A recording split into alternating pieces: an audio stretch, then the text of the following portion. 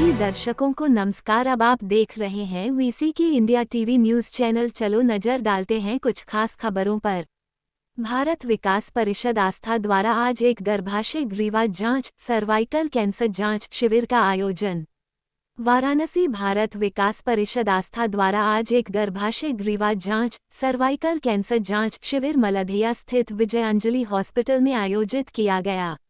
इस शिविर में डॉक्टर अंजलि गुप्ता द्वारा गर्भाशय ग्रीवा सर्वाइकल कैंसर कारण और निवारण पर विस्तृत रूप से जानकारी दी गई और शिविर में उपस्थित महिलाओं को ये बताया गया कि वे सर्वाइकल कैंसर से कैसे बच सकती हैं और उनको क्या क्या सावधानियां बरतनी चाहिए। इसी क्रम में उनको प्रत्येक 5 वर्ष के उपरांत पैप्समियर जांच करने की सलाह दी गई। यह जांच आस्था शाखा द्वारा शिविर में आई हुई 50 महिलाओं को निःशुल्क उपलब्ध कराई गई।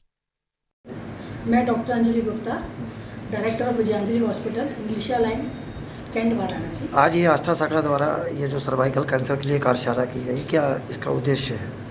आज हम लोगों ने विजयांजलि हॉस्पिटल और विश्व हिंदू परिषद आस्था शाखा की ओर से एक महिलाओं को कैंसर स्क्रीनिंग करने के लिए पैप्समियर का हम लोग आज एक कार्यशाला का आयोजन किया है, जो कि सर्वाइकल कैंसर या बच्चेदानी के मुंह का कैंसर इंडिया में बहुत मोस्ट कॉमन कैंसर, जिससे हर क्षण कितनी महिलाएं मर जा रही हैं। इससे रोकने का यही तरीका है कि हम इसका कैंसर उसकी स्क्रीनिंग करें।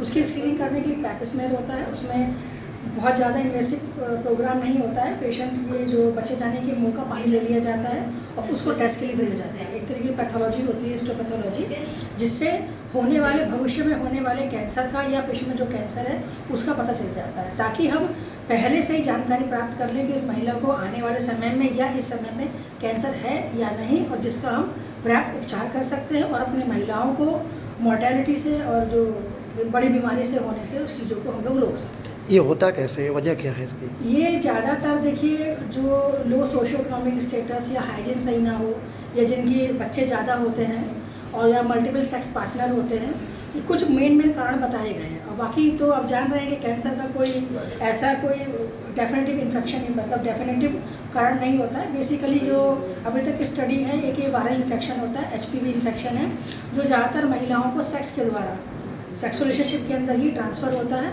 और इसी से जो है धीरे धीरे, जैसे पहले धात जाती है, फिर पानी जाता है, फिर बच्चेदानी के ऊपर घाव बन जाता है, फिर उसको आप अनदेखा कर देंगे, धीरे धीरे वो कैंसर का रूप ले लेता है। तो आज उस कैंसर को पहले ही डायग्नोज करने के लिए, पहले ही स्क्रीनिंग करने के लिए आज हम इसके लिए कार्यशाला के यहाँ पे इकट्ठे हुए हैं, ताकि जो भी महिलाएं रूटीनली, हर महिला जो भी सेक्सुअली एक्टिव हैं, बेसिकली रिप्रोडक्टिव एज ग्रुप में है, उन सब का जो है पैप्समियर हमेशा होना चाहिए और हर महिला को एवरी 5 ईयर पे इसको रिपीट कराना चाहिए। मैं डॉक्टर विजय गुप्ता, बाल रोग विशेषज्ञ हूँ। ये विजयांजलि हॉस्पिटल में आप लोग आए हैं। ये जो कार्यशाला हो रही है, भारत विकास परिषद और विजयांजलि हॉस्पिटल के मिला जुला रूप है, और हम लोग यहाँ इकट्ठा हुए हैं। इसमें 2 पार्ट है। एक पार्ट में जो है एक जानकारी दी जाएगी कैंसर के बारे में, और दूसरे पार्ट में कुछ स्क्रीनिंग प्रोग्राम के तहत जांच निकाला जाएगा, उसको भेजा जाएगा, और पैथोलॉजी से जो रिपोर्ट आएगी उसके हिसाब से उस पर कार्य होगा, और जो उसका रिकमेंडेशन आया है उसके हिसाब से हम उसमें आगे करेंगे। सबसे पहले इम्पॉर्टेंट चीज़ ये बताना चाहते हैं कि कैंसर बहुत सारे टाइप के होते हैं, लेकिन दुनिया में जितने कैंसर हैं उसमें किसी का वैक्सीन अवेलेबल नहीं है। सिर्फ इसी कैंसर का जो महिलाओं में सबसे ज़्यादा होता है, और अभी तक ये बताया गया है कि 1,25,000 या 45,000 डेथ पर ईयर रिपोर्टेड है, डॉक्यूमेंटेड डेथ जो गवर्नमेंट रिपोर्ट कर रही है पर ईयर। इतने तो मर रहे हैं। अब आप ये समझ सकते हैं कि अगर इतने लोग मर रहे हैं तो नॉन डॉक्यूमेंटेड डेथ जो डॉक्यूमेंट नहीं हो रही है गाँव में, वो कितनी होगी। इसी इंडिया में अगर 1,45,000 आप डॉक्यूमेंट कर रहे हैं एक साल में, तो और जो गांव से अगर मिला देंगे तो हम कहते हैं उसका 10 टाइम्स कम से कम डेथ हो रही होगी, या लोग मर जा रहे हैं, उनको पता ही नहीं चल रहा होगा कि उनको कैंसर था। ठीक है ना। तो इस तरीके से आपको अवेयरनेस बहुत ज़रूरी है। महिलाएं इतनी बिजी है अपने काम में, अपनी फैमिली में, अपने बच्चों में इतना व्यस्त है कि उनको पता ही नहीं चलता उनको क्या डेवलप हो गया। वो सहती रहती है हर चीज़ को, एक सहने की आदत होती है, वो सहती रहती है, और एकदम से निकल के आता है कि उनको स्टेज 3 में पहुंच गए। अब तो उनका या तो आप घर बेच दो या इलाज कर लो, मतलब इलाज भी आप कर देंगे, बस सेवा करके, मतलब उसके बाद भी उसका कोई फायदा नहीं है। इसलिए ये कैंप आयोजित है कि अगर अर्ली स्टेज में ग्रेड 1, ग्रेड 2, ग्रेड 3 होता है और एक प्री ग्रेड होता है, तो ग्रेड आने से पहले जो ग्रेडिंग होती है कैंसर की, उसको प्री ग्रेड कहते हैं, उसको कहते हैं डिस्प्लेजिया। वो डिस्प्लेजिया के रूप में अगर पता कर ले कि हमें डिस्प्लेजिया हो गया है, या ग्रेड 1 में पता कर ले हम, तो वो ट्रीटमेंट कंप्लीट हो जाता है और पेशेंट ठीक हो सकता है। या जिनको डिस्प्लेजिया अभी स्टार्ट हो रहा है, उनको हम वैक्सीन लगा के उनको ठीक कर सकते हैं कि उनको अभी इन्फेक्शन हो रहा है। स्पेशली 9 से 14 साल तक की बच्चियों को या लड़कों को भी लगाया जाता है, क्योंकि ये वैक्सीन जो है, जो सर्वाइकल वैक्सीन है, पीपीवी वैक्सीन जिनको बोला जाता है, ये वैक्सीन जो है ये anal carcinoma, penile carcinoma, oropharyngeal carcinoma मतलब माउथ का कैंसर, प्लस जो है कुछ जननांगों का कैंसर लड़कों में भी, और कुछ लैरिंजियल कैंसर को भी बचाता है।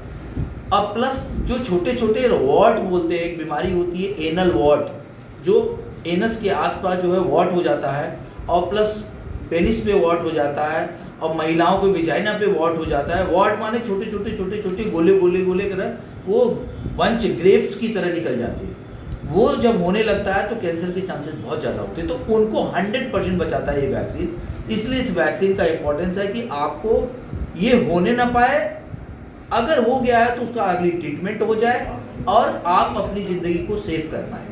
ये हमारा उद्देश्य है। किस तरीके से जांच करके इसका पता लगाया जा सकता है? इसमें जांच में देखिए 2 टाइप से होता है। एक जांच ये है कि अगर किसी स्त्री को सिम्टम है वो आती है, एक होता है कि आप सिम्टम नहीं है लेकिन उस एज ग्रुप में है जो सेक्सुअली एक्टिव है, तो उस एज में आप एक स्मीयर निकालते हैं, बच्चेदानी के आसपास का जो पानी होता है उसको कॉटन द्वारा ट्रेस करके उसको जांच के लिए भेज दिया जाता है। उसको पैप स्मीयर की जांच बोलती है।